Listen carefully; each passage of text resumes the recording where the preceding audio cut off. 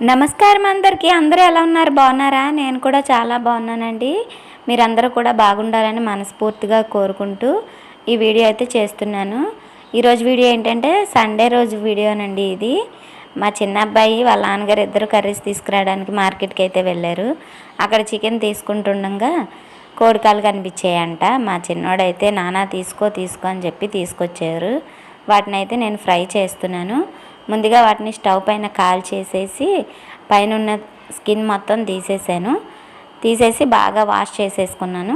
తర్వాత స్టవ్ పైన కడాయి పెట్టేసి అందులోన అల్లం వెల్లుల్లి చిన్న చిన్న ముక్కలుగా కట్ చేసేసి కరివేపాకు వేసి బాగా ఫ్రై అయ్యాక ఉల్లిపాయలు పచ్చిమిరపకాయలు కూడా వేసేసి బాగా వేయించుకున్నాను.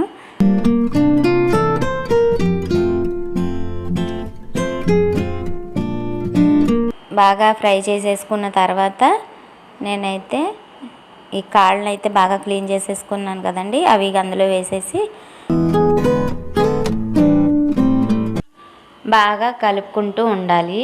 ఈ విధంగా బాగా కలుపుకున్న తర్వాత ఇందులో ఉప్పు పసుపు వేసేసుకొని బాగా ఫ్రై చేసుకున్న తర్వాత కూర పైన మూత పెట్టేసి వాటర్ అయితే పోసేసుకున్నాను నేను. ఎందుకంటే వాటర్ అయితే మనం యాడ్ చేస్తే ఏమవుతుందంటే పైన ఆవిరికి కింద స్టవ్ మంటకి సిమ్లో పెట్టుకుంటే మధ్యలో బాగా ఉడుకుతాయి అన్నమాట. లోపటి నుంచి బాగా కుక్ అవుతుంది. అందుకోసమని నేను ఎప్పుడు కూడాను ఈ ట్రిక్ అయితే యూజ్ చేస్తాను.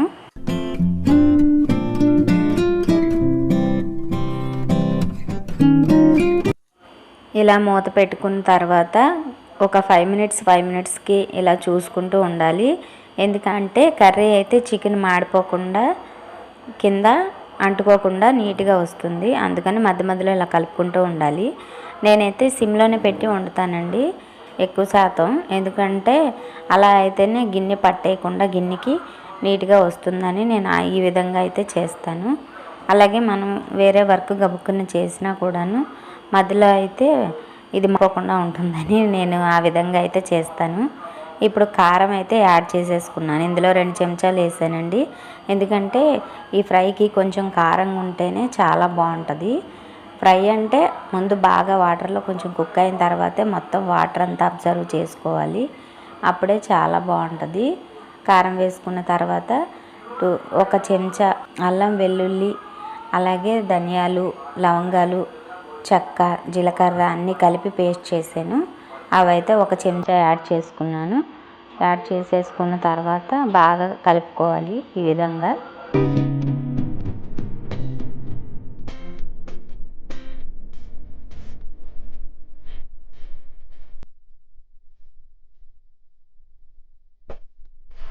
ఇలా కలుపుకున్న తర్వాత ఇందులో వాటర్ని అయితే యాడ్ చేసుకోవాలి. కొంత యాడ్ చేసుకుంటే చాలా బాగుంటుంది కర్రీ అయితే. ఎందుకంటే ఆ వాటర్లోనే కొంచెం ఉడికితే మనకి వాటర్ అంతా ఇంకిపోయాక చాలా బాగా టేస్ట్ అయితే వచ్చింది. మా పెద్ద అబ్బాయి అయితే ఫస్ట్ తినను అన్నాడు. అలాంటిది కర్రీ వండిన తర్వాత చాలా బాగుందమ్మా అని చెప్పాడు. కర్రీ అంటే అదే ఫ్రై అండి, అలా ఫ్రైలా చేశాను, చాలా బాగుందని చెప్పాడు. ఈ రకంగా మధ్య మధ్యలో చూసుకుంటూ నేను మూత అయితే తీసి కలుపుకుంటూ ఉన్నాను. వాటర్ అంతా ఇంకిపోయేదాకా ఇలాగే చేశాను.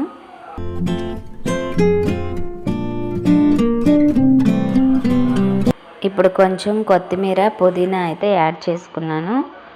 వేసేసి కలుపుకొని మళ్ళీ మూత పెట్టేసుకున్నాను.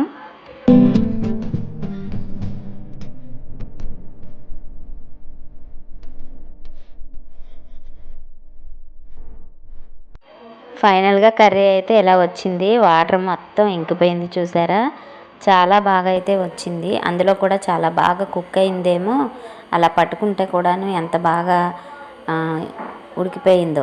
లైట్గా మసాలా పొడి కూడా చికెన్ మసాలా పైన వేసేసి కాసేపు కలిపేసి స్టవ్ ఆపేసాను. ఇంకా ఫైనల్గా అయితే ఇలా వచ్చింది.